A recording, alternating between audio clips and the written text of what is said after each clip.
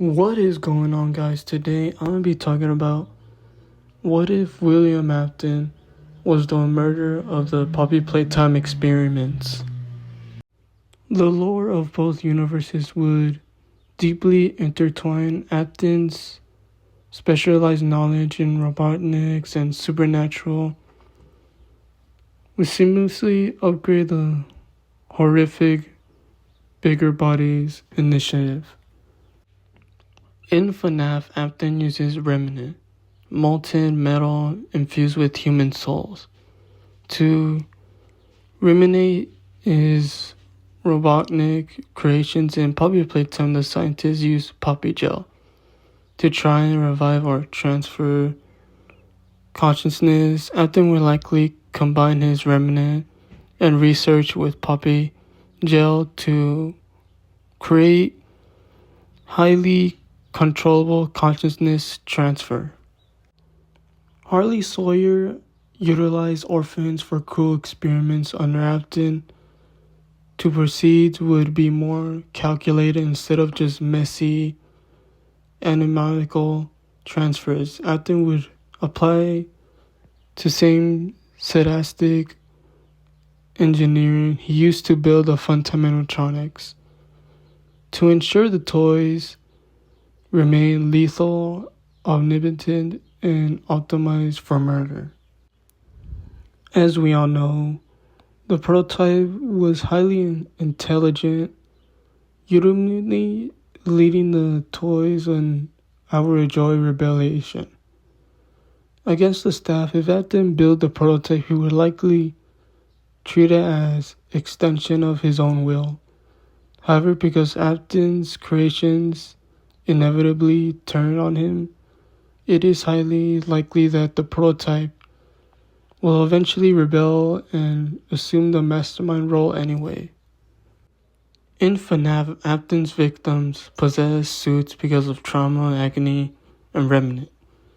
In Playtime experience like Catnap and Dog Day were created from traumatized orphans. Afton would thrive on this, seeing the orphans not just as labor but as the perfect vehicles to trap souls in eternal agony. Afton famously ends up surviving as a digital consciousness like Glitch Trap, or returning in various suits like Springtrap. If he were trapped in Poppy Playtime Factory, he might willingly transfer his own dark soul into a massive, terrifying toy such as a dark, twisted version of Huggy Wuggy, or entirely new, unkillable medical like a monster. And unlike us, I don't see there's really much of a different outcome other than, the toys looking at us like some intruder. But the only difference is, I feel like instead of maybe he can just come in and possibly like Afton is just gonna use the toys to try to come and kill us. But maybe somewhere towards the end, if he sees that the experiments are not killing us, he might just come kill us himself. I could see eventually William Afton gonna try to destroy the experiments like the prototype. He's probably gonna end up, using an explosion like what we do in the games to destroy every single experiment. And then maybe at some point he's gonna turn himself into Springtrap, especially the prototype. Maybe he will find the prototype and maybe not completely destroy him, but shock him like how we do in Sister Location by doing a control shock, knocking out the prototype eventually, and then maybe Afton can use his body to try to kill us that way. I don't think Springtrap is gonna come in and just his normal Springtrap suit to try to kill us. As we know, William Afton is trying to accomplish immortality. The bigger body's initiative utilized poppy gel, endlessly regenerative organ goo that replaces lost tissue and allows bodies human consciousness. Afton would immediately realize the potential of poppy gel and combine his knowledge of remnant with poppy gel. He would mass produce indestructible soul fusion vessels, successfully building the invincible army he always dreamed of. By taking the prototype's body, Afton would gain all the abilities the prototype stole from Abandoned Toys of Playtime Co. Instead of being limited to a single springlock suit, Afton would command devastating physical strength and chemical-based attacks. With both remnant and poppy gel repairing the vessel's organs and medical damage, Afton would be nearly impossible to permanently destroy. The violent rebellion where the toys slaughtered the Playtime Co staff, Afton would seize control of his existing machine rebellion. The toys, originally loyal to Prototype, would now violently worship Afton as their twisted creator and god. Afton would relish and screams of his new victims, turning the entire abandoned factory into a massive heavenly laboratory to further his sadistic experiments.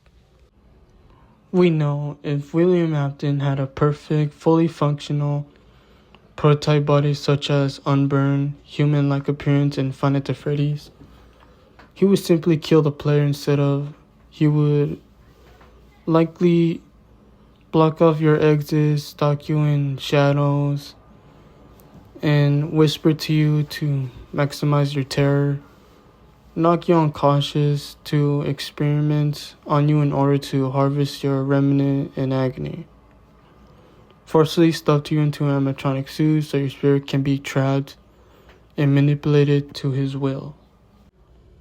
You can't just slice or shoot him. Instead, you must external heavy machinery such as dropping a massive train or car directly into him to crush his internal framework faster than the gel can generate.